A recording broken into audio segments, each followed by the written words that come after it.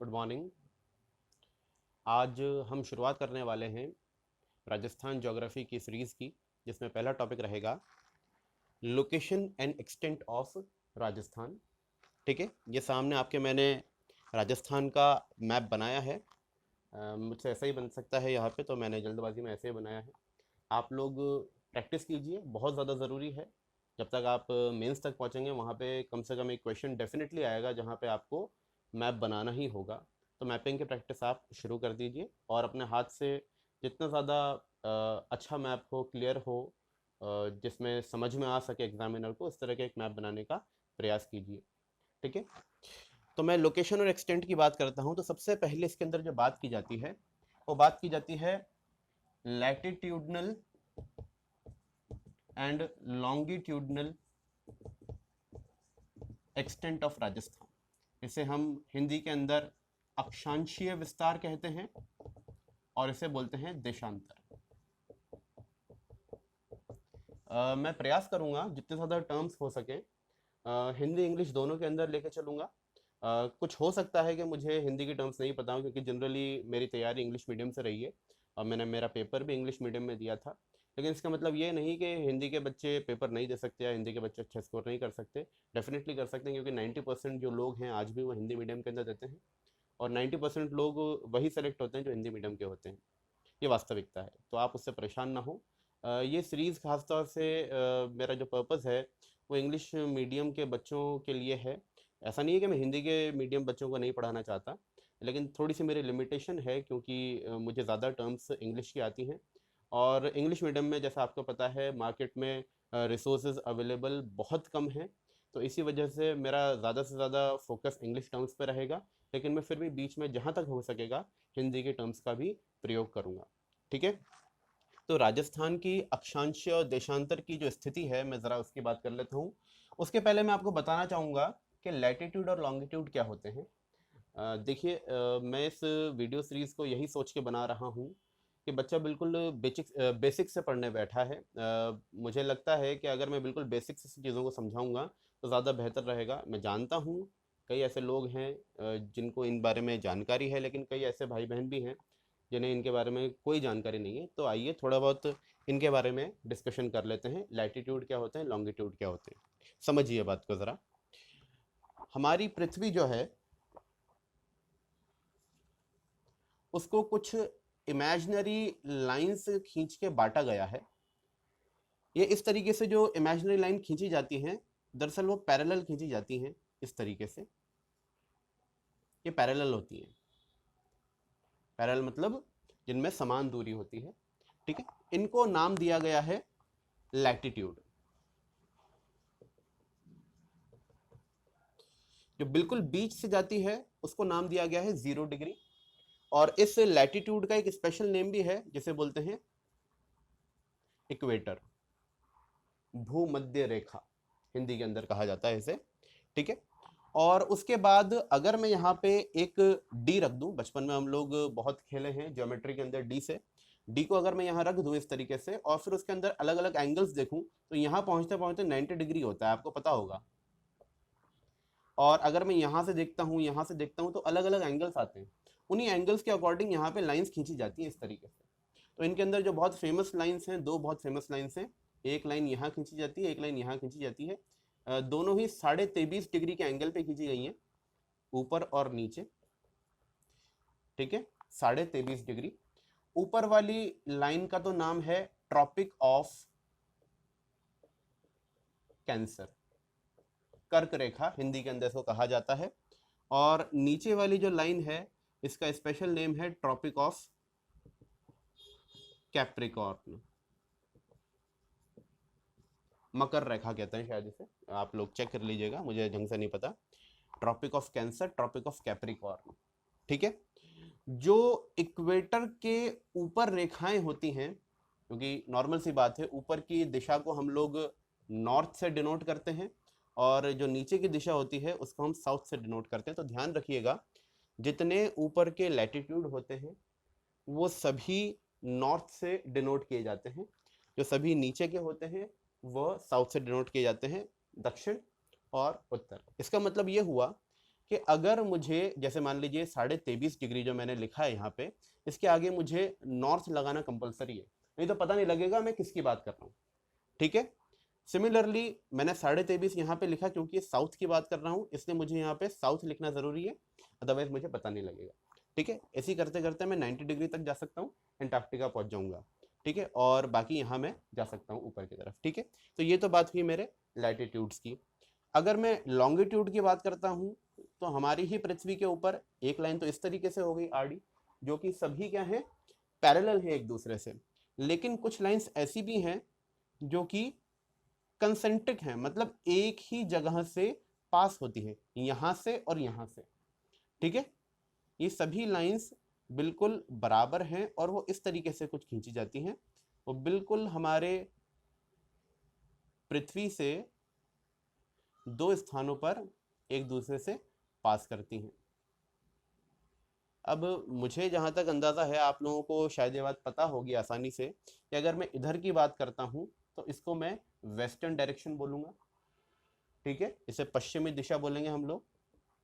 और अगर मैं इधर की बात करता हूँ तो इसे पूर्वी दिशा बोलेंगे हम लोग, मतलब ईस्टर्न डायरेक्शन बोलेंगे। दरअसल ये जो मैंने रेखाएं खींची हैं, इन्हीं को नाम दिया गया है इंग्लिश के अंदर लॉन्जिट्यूड या लॉन्गिट्यूड। यहाँ पे 0 डिग्री की है बीच वाली, जो कि कहीं ना कहीं इंग्लैंड से पास होती है। ग्रीनविच जो टाइम होता है वो इसी से देखा जाता है, यही एक स्टैंडर्ड रेखा है। और जैसे जैसे इधर चलते हैं तो ईस्ट आ जाता है, जैसे जैसे इधर चलते हैं तो वेस्ट आ जाता है। ठीक है, अब इन दोनों को कंबाइन करके मैं आप लोगों को कुछ बताता हूँ। अगर मैं इन्हीं लाइंस को यहाँ प्लॉट कर दूँ तो कुछ ऐसे नजर आएगी पृथ्वी, देखिए गौर से।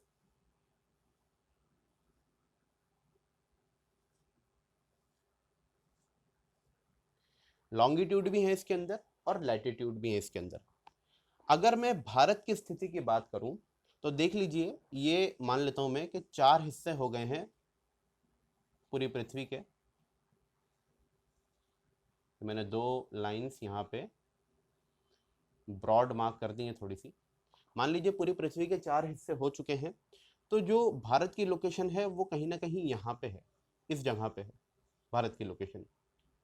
मतलब ये हुआ, ये डायरेक्शन हुई ऊपर की तरफ नॉर्थ, और ये डायरेक्शन हुई ईस्ट। इसका मतलब ये हुआ कि जो भारत है वो इस वाले क्वार्टर में लाई करता है अर्थ के, और ये वाला क्वार्टर कहलाता है नॉर्थ ईस्टर्न क्वार्टर। समझ में आ रही है बात? अर्थ को अगर मैं 4 टुकड़ों में डिवाइड कर दूं तो भारत की जो स्थिति है वो उत्तरी और इधर की तरफ आई पूर्वी, मतलब उत्तर पूर्वी स्थिति है। ठीक बात। अब मैं ये बातें क्यों बता रहा हूँ जरा समझना। दरअसल राजस्थान भी भारत का ही हिस्सा है, इसका मतलब वह भी, अगर मैं इस पृथ्वी के हिस्से में बात करता हूँ तो वो कहाँ लाई करेगा? सिंपल सी बात है, वो नॉर्थ ईस्टर्न पार्ट में ही लाई करने वाला है। अब ये नॉर्थ ईस्ट में इतना ज़्यादा एम्फेसिस क्यों कर रहा हूँ, अब हम समझेंगे। ठीक है, जरा मैं इसे हटा देता हूँ, उसके बाद मैं आगे की बातें करता हूँ, देखिएगा गौर से।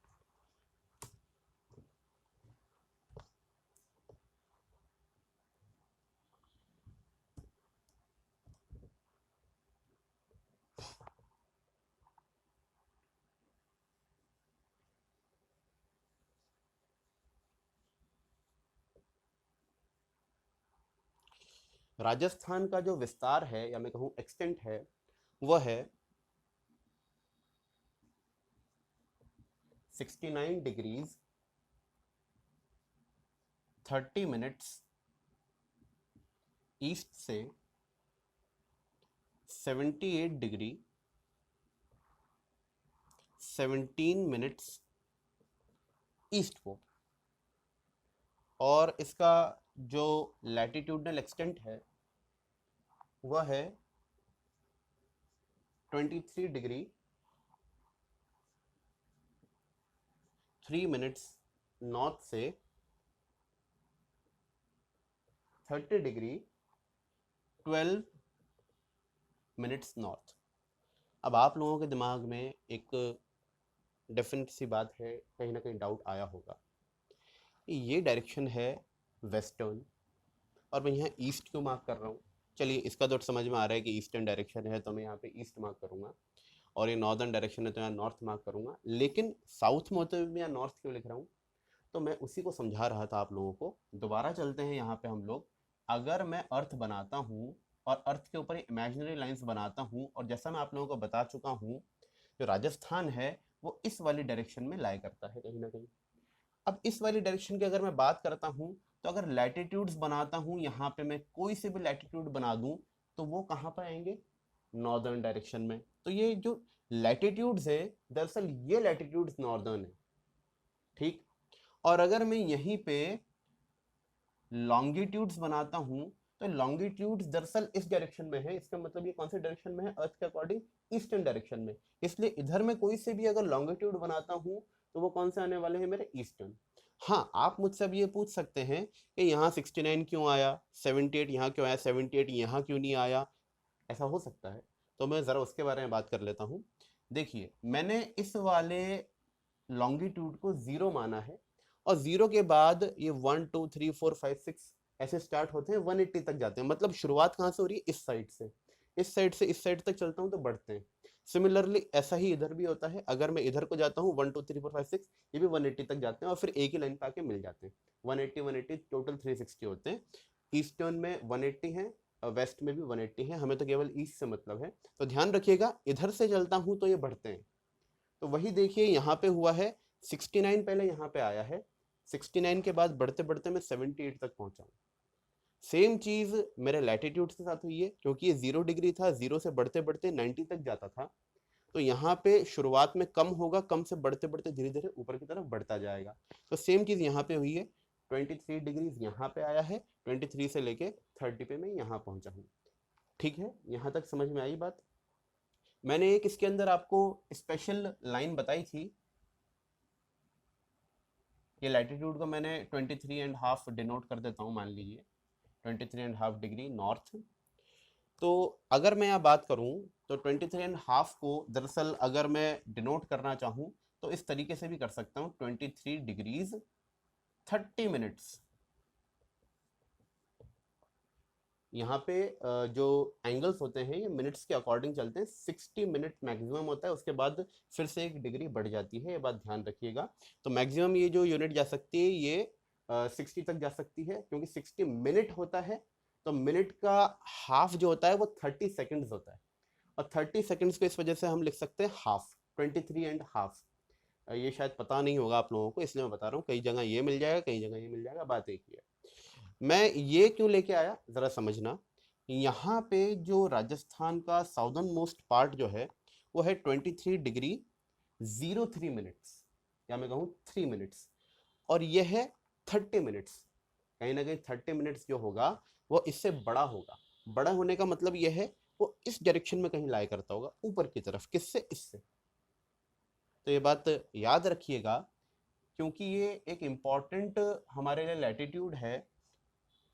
ये यहाँ से गुजरता है 23 डिग्री 30 मिनट्स नॉर्थ, या मैं इसे कह दूँ 23 डिग्री हाफ मिनट्स नॉर्थ। और इसको एक स्पेशल नेम दिया था मैंने, नाम बोला था मैंने इसका, ट्रॉपिक ऑफ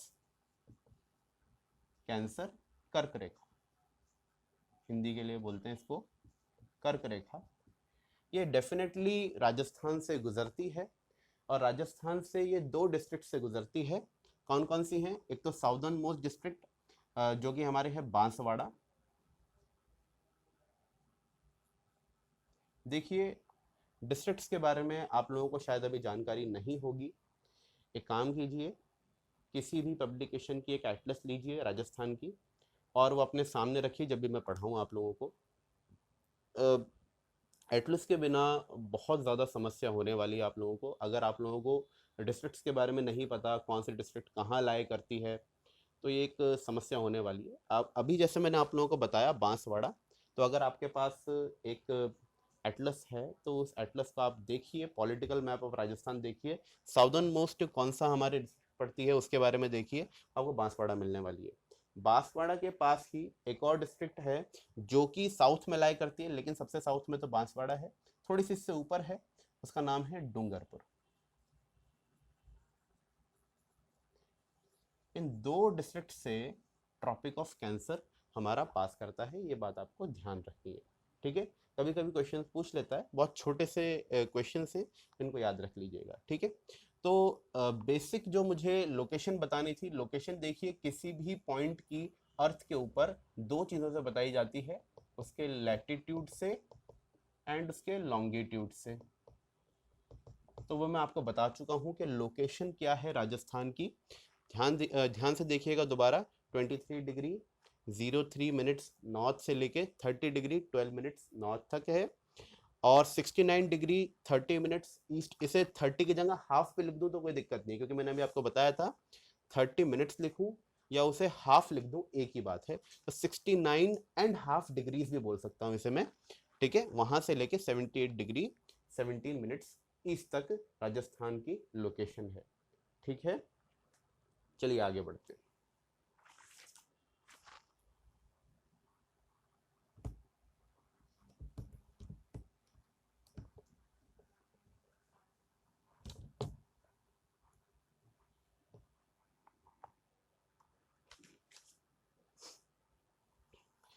अगर मैं राजस्थान के टोटल एरिया की बात करूं,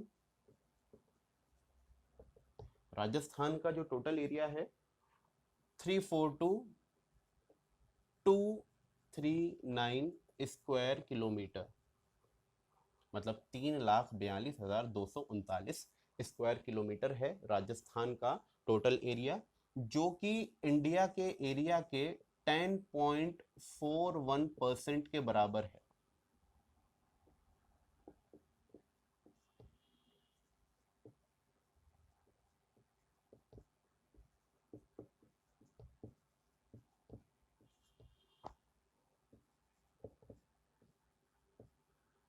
ठीक है, कोशिश करूंगा हिंदी इंग्लिश दोनों लिखता रहूं, क्योंकि ये जो एग्ज़ाम है इसके अंदर आपको पता होगा, मेंस के अंदर आपको जो लास्ट पेपर आता है, फोर्थ पेपर, उसके अंदर आपके जो परीक्षा होगी वो हिंदी और इंग्लिश दोनों लैंग्वेजेस की होगी। तो अगर कोई बच्चा कहता है मैं किस चीज़ में तैयारी करूं, किस लैंग्वेज में तैयारी करूं, किस में मैं अपने एग्ज़ाम के आंसर लिखूं, तो मैं कहूँगा भैया आप किसी में भी लिखिए, कोई इशू नहीं है, आपको हिंदी इंग्लिश दोनों आनी चाहिए। इस पेपर के लिए मस्ट है कि आप हिंदी इंग्लिश दोनों में प्रोफिशिएंट हो। अगर आप नहीं होंगे तो आपको समस्या होने वाली है। तो जो भाई केवल हिंदी भाषी हैं और वो हिंदी को ही सब कुछ मानते हैं, हिंदी के अलावा वो सोचते हैं कि भाई इंग्लिश तो हमारे बस की नहीं है, बिल्कुल हम पढ़ ही नहीं सकते उसको, तो उनसे मैं पहले ही कहूँगा कि भाई अगर आपने ये मेंटलिटी रख रखी है तो शायद आपको एग्ज़ाम क्वालिफाई करने में बहुत समस्या हो, क्योंकि इंग्लिश बहुत ज़्यादा स्कोरिंग है और इंग्लिश के अंदर आप आसानी से स्कोर कर सकते हैं। केवल आपको एक अच्छी बुक की ज़रूरत है और अच्छी गाइडेंस चाहिए आपको। मैं प्रयास करूँगा कि मैं इंग्लिश भी पढ़ाऊँ, लेकिन वो मेंस के समय पढ़ाऊँगा, अभी मैं नहीं पढ़ाऊँगा आपको बिल्कुल भी। और हिंदी के लिए भी यही कहूँगा कि भाई जो इंग्लिश मीडियम के बच्चे हैं सोचते हैं कि भाई मैं इंग्लिश बिल्कुल नहीं पढ़ सकता, तो देखिए हिंदी बहुत ज़्यादा ईजी आएगी, 10th लेवल तक की आएगी। तो 10th लेवल तक की बुक परचेज कर लें। अगर ये बुक मिल जाए आप लोगों को, सभी के लिए कह रहा हूँ मैं,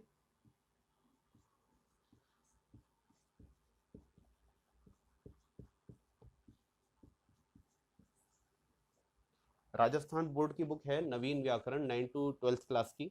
ये बुक मिल जाए, इसके बाहर से कोई पेपर नहीं आता हिंदी का, 80% पेपर यहीं से आएगा। तो आप ये पढ़ लें, बहुत पतली सी बुक है, ज़्यादा मोटी बुक नहीं है, सारे का सारा सिलेबस इसमें से कवर हो जाता है। केवल एक दो चीज़ें हैं जो कवर नहीं होती, उसके लिए कोई अलग बुक देख लेंगे। ठीक है, तो एक बात का ध्यान रखिए, हिंदी इंग्लिश दोनों पे एम्फेसिस रखना है, किसी को भी नहीं छोड़ना। अगर छोड़ेंगे तो ये पेपर हमें छोड़ देगा, ये बात ध्यान रखिएगा। जितने बच्चे इस बार क्वालिफाई किए हैं, तो टॉपर्स हैं, उनके बारे में बता दूं आपको, उनके फोर्थ पेपर में बहुत अच्छी मार्किंग हुई है। फोर्थ पेपर की मार्किंग के बिना वो लोग टॉप नहीं कर पाते, आपको पता होगा। इस बार की जो टॉपर रही हैं उनके भी शायद 138 मार्क्स हैं फोर्थ पेपर में। मेरे खुद के 126 मार्क्स हैं फोर्थ पेपर में। और वो इसी वजह से है क्योंकि आपको दोनों लैंग्वेजेस पे अच्छी कमांड होना ज़रूरी है, अदरवाइज नहीं हो पाएगा। ठीक है, चलिए आगे बढ़ते हैं।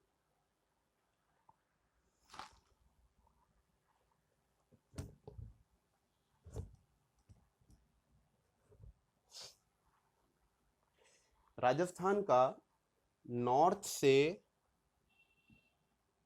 साउथ तक का एक्सटेंट, मतलब अगर मैं नॉर्थ से चलता हूँ साउथ तक, तो मुझे टोटल डिस्टेंस ट्रैवल करना होगा 826 किलोमीटर्स। ठीक है, और अगर मैं ईस्ट से वेस्ट चलता हूँ तो मुझे टोटल डिस्टेंस कवर करना होगा 869 किलोमीटर्स। ठीक है, नॉर्थ से साउथ, ईस्ट टू वेस्ट, मतलब राजस्थान लंबे होने के स्थान पर अधिक चौड़ा है। ये सेंटेंस में आ सकता है, क्योंकि देखिए ये यहाँ से क्वेश्चन ऐसे नहीं पुट होंगे, क्योंकि ये देखिए आरएस का पेपर है, आरएस में बिल्कुल सीधे क्वेश्चंस तो आते नहीं है। आपको क्या करेगा वो, आपको कथन दे देगा, स्टेटमेंट्स दे देगा 4 वो, और बोल देगा इनमें से एक गलत कथन पहचानिए। तो वो कह देगा आपसे कि राजस्थान की जो नॉर्थ से साउथ तक का एक्सटेंट है वो ज़्यादा है ईस्ट से वेस्ट के एक्सटेंट से। तो वो ध्यान रखिएगा, इस तरह का जो स्टेटमेंट है वो गलत होगा, क्योंकि वास्तविकता में ईस्ट से वेस्ट तक का जो एक्सटेंट है वो ज़्यादा है as compare to north to south extent. ठीक है, तो जितने भी किलोमीटर्स का होगा वो आप लिख के रख लीजिएगा, वो आपको क्या पता यूज़ आ जाए। ठीक है, तो ध्यान रखिएगा अधिक चौड़ा है लंबे होने के मुकाबले। ठीक है, अगली बात हम करते हैं राजस्थान की टोटल बाउंड्री की, मतलब पेरीमीटर की अगर मैं बात करूं, कितना उसका कुल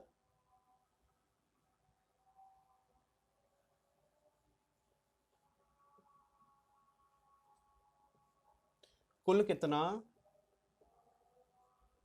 ये रेखा, कुल कितनी रेखा है, कुल कितनी बाउंड्री है, अगर मैं फीता लेके नापने रखूं राजस्थान की तो कुल कितनी है, तो उसके बारे में बता देता हूं।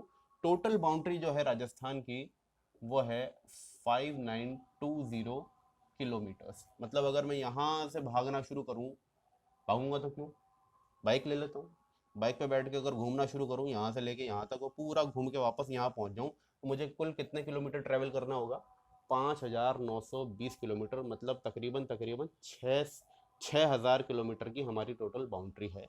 ये ध्यान रखिएगा, डेटा कभी कभी पूछ लेता है। ठीक है, अब इसके अंदर ये बताना क्यों ज़रूरी है, क्योंकि देखिए इस 5920 किलोमीटर के अंदर यहाँ से शुरू होकर यहाँ तक बाड़मेर तक तकरीबन 1070 किलोमीटर की जो बाउंड्री है वो हमारी इंटरनेशनल बाउंड्री है। इंटरनेशनल बाउंड्री मतलब हमारे पड़ोसी से हम शेयर करते हैं। ठीक है, तो ध्यान रखिएगा यहाँ से लेके यहाँ तक रफली बता रहा हूँ आप लोगों को। ठीक है, 1070 किलोमीटर हमारा पड़ोसी कौन, पाकिस्तान। पाकिस्तान से हम लोग शेयर करते हैं। कौन कौन सी डिस्ट्रिक्ट्स हैं जो इस बाउंड्री को शेयर करती हैं, तो बड़ा आसान है, आप अगर मैप लेके बैठे हैं तो आपको पता लग जाएगा।